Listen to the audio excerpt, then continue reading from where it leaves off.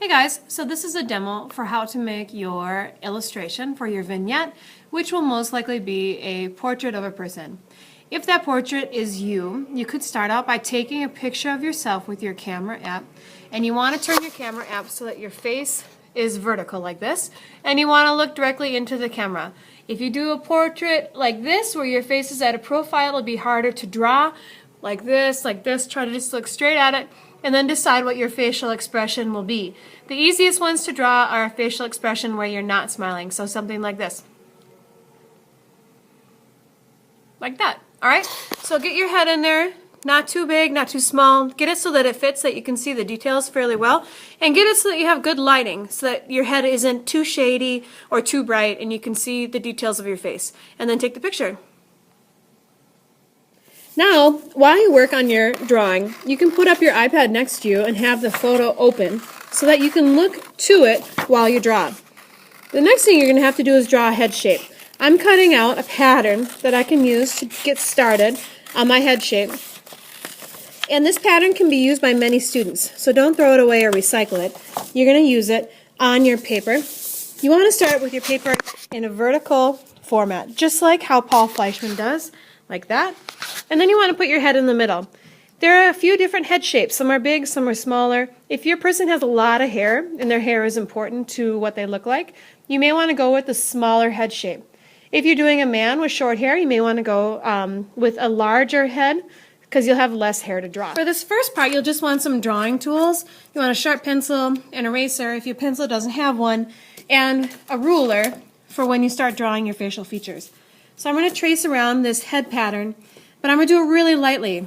I don't want a big dark line for the top of my head, for example, because if I go to draw my hair, I want to be able to erase it. Here's my head. It's on my paper now, and the next thing I'm going to do are lay out the proportions, the eyes, the nose, and the mouth. And this is where it gets a little bit complicated. It may not seem like it, but a person's eyes are in the center of their face. All this up here is forehead and hair and the top of their head down to their chin. Their eyes are going to fall somewhere in the middle. With your ruler, you can draw a straight line in the middle of your head. If you want to measure and get the exact middle, you can. Otherwise, just kind of eyeballing it and doing a light line across the middle. I have to do this with two hands. Okay, again, not too dark. That may be too dark, but I think I can work with it. The next thing you need to think about are the spacing between your eyes. You have two eyes, most of us have two eyes, and the spacing in between our eyes is equal to the width of our eyes. So let me show you what I mean. The width of this head is about 5 inches. Hard to see, but 5 inches is about right there. So it's really close. So that means that my eyes should be about 1 inch wide each. So I'm going to make a little notch every inch or so, and I'm going to make 4 notches across my eyes so that I create 5 spaces.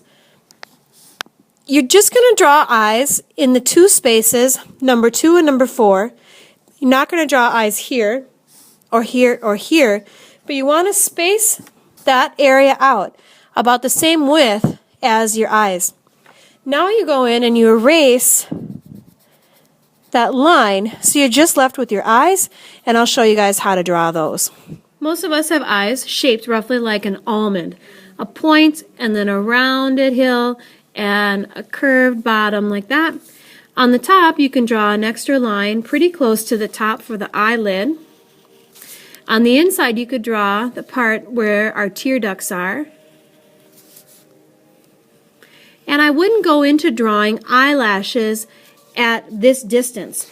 We're not that close up, and sometimes eyelashes will make your drawing look fake. The next part is to add your cornea, and this is where you want to do a circle, but you don't want to be able to see the top part of the circle or the bottom unless you walk around all the time looking like this. It's very hard to see the top or the bottom of your eye when you're just looking normal. So draw those in, and then you want to draw the pupil in the middle, which is going to be straight up black. And somewhere in your eye, you want to leave a little spot where the light is reflecting. That's what makes you look alive. Now you can fill in color for whatever color eyes you need here and here, black here, and that's about it. Let's move on to the nose. Here's a trick with the nose. The eyes are halfway down the head, so halfway between the top and the bottom of the head. Now the nose is going to be halfway between the eyes and the bottom. So if this is the bottom of your head here, the nose is going to come roughly somewhere here in the middle. The width of your nose is the same as the inside of your eyes going down like that. That's how fat your nose should be. Now look at your photo and see what lines you should add for your nose. My nose sticks up a little bit. It's got curved nostrils right here. My nostrils aren't super flared, so I'm not going to draw them like circles, more like little beans. Draw the bottom of my nose a little bit, and that's about it. Don't get too complicated with your nose. Now for the mouth. If we're playing the rule of halves, we're going to do it again. Between the nose and the chin, halfway is your mouth. So you can kind of find the halfway point roughly, and this is kind of where your mouth, the line in your mouth is, and your mouth ends in the middle of your eye. So you just go straight down, and that's where your mouth ends. Underneath your nose is usually where your lips come into a little hill like that, and then they run down towards the edge. So up and down towards the edge. The middle line is usually pretty flat. Sometimes it dips down in the middle and goes out to the edges, and then your bottom line, depending on how thick your lips are, can connect as well. So here are the three main features of your face. The next things to add are your ears, eyebrows, and hair, and neck. Let's do the neck. Using your eyes as a guide, you can go straight down, and when you hit the edge of your face, you start drawing the neck. Same over here. Straight down, hit the edge of your face, start drawing your neck. That'll make for a neck that's not too thick or too thin. Your ears also follow a similar trick. Go straight out from your eyes to the edge of your head, and then straight from the bottom of your nose to the edge of your head. That's how tall your ear should be. Your ear should just go up slightly from your head at that point, and then reattach where your nose ends on both sides. And really you don't see much of your ear because it lays pretty flat against your head. You don't have to draw too many details on your ears. Eyebrows are important. Usually about a finger's width above your eyes are your eyebrows, and you can decide how you want those to go. They usually don't go much farther than your eye or much farther in between unless you're Frida Kahlo and you have a unibrow. Last detail is one that really will make your person look like who he or she is, and that'll be the hair. When you draw the hair, look at it as a shape. Most guys are going to have some hair coming down in here like a sideburn, right? In this case, I'll try to draw my hair, which is usually totally crazy, but my hair usually comes down over my forehead somehow. So this is a line I'm going to erase right here. I'm not going to see that. And then I usually have it kind of side parted like this. And sometimes you can see my ears, sometimes you can't. In this case, I'll have my hair down. And it's just going to kind of be this big crazy thing that goes off my page, up here, off my page a little bit, and again in front of my ear, excuse me. Once I erase these lines here for the head, this is going to look a little bit more realistic, and I may not even need this ear if I'm going to cover it up with my hair. I think I'll have part of this ear showing, and maybe I'll do like a big earring there or something just to kind of make it more unique. Down here, for your neck, you want to usually put some sort of a U-shaped neckline for some sort of a shirt, and then your shoulders should go off the page unless you are a cartoon character, right? So give yourself a little collar, and then your last step is just to go in and erase some of those lines that you've been using as guides. And you can also kind of solidify the chin a little bit. Look at your picture and see what your chin looks like. If you're drawing someone else, you're going to have to use your imagination, or you're going to have to go home and take a picture of them for this assignment. Now we're at the point where we can start to pick colors. I got these multicultural crayons because they've got great skin colors in them. I want you guys to try to keep them in the packs though so that you have all the options. And you can pick the one that's closest to your skin color if you're drawing yourself, or you can guess if you're drawing somebody else. It looks like to me like this is the closest to my skin color. So that's what I'm going to use. And I'm going to try to color in my whole face using this color, not the lips, not the eyes, color those with colored pencils so I can be more exact, but this color will give a really nice, realistic tone to my face, and I'll be able to get it done fairly quickly. Okay, so I put down my face color, and now I'm going to go in and add some details. I'm going to make my cheeks look a little rosier by just going over them with a little bit of red. I'm using a color pencil, and it's working pretty good. Just going really lightly so it doesn't make too much of a mark. If it does make too much of a mark, you can go back with your crayon and kind of try to smooth it out a little bit. Then you want to do some of your details that are more small or exact with colored pencils. And you want to sharpen them so that they have a nice point on them. And I'm going to try to do my eyes here with these blues. I'm not doing what I said. I did not sharpen this. And it's a little bit hard to get nice and exact. I'm going to get in there and try to draw some blue eyes. And I'm going to leave that little circle white because that's where my light is reflecting off my eyes, and it makes me look a little bit more alive. A lot of people, if they have lighter color eyes, have these little striations or lines in their eyes like that. Make it look a little more realistic. And then your last step, either with, if you can find a nice black crayon that's nice and dark, you can use that, or you can get a black colored pencil.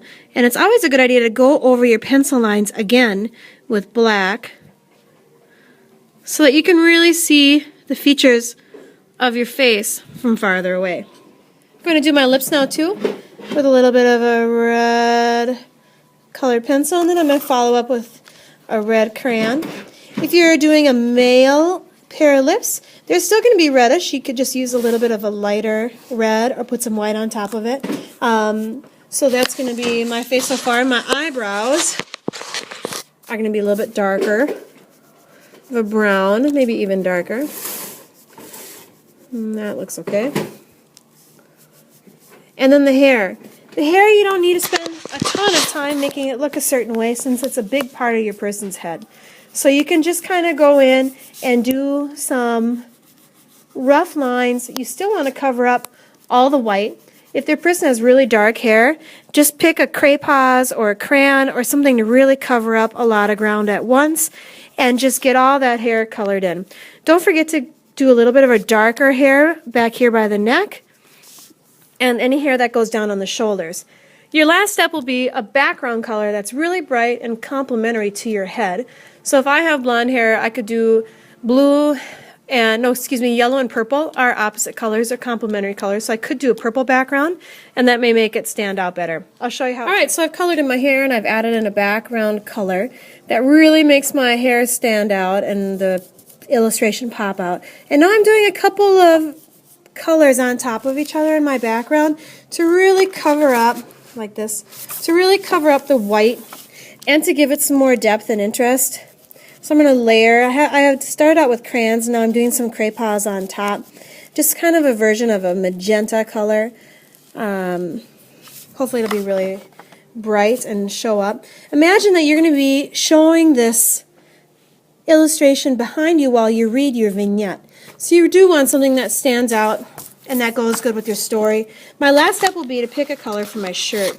And I want to show you guys one more technique where you take crayons, a darker color crayons, and you just kind of lightly go over a surface. And then you take a white crayons and you rub it on top, and it'll create a nice lighter tint of that original color. So in this case, I'm hoping to get like a baby blue out of this. And it also creates kind of this cool texture, these streaks and these kind of smeary lines like oil paint in your painting. Makes it look a little bit more rich and interesting. And it's a good way to cover a lot of space at one time. So here's my picture right now. There's definitely some more things I could do with it, but for this assignment, I think that this is pretty good. This would go along well with a vignette about myself or about my neighborhood, and this will go up behind me as I read my story. All right, guys, good luck.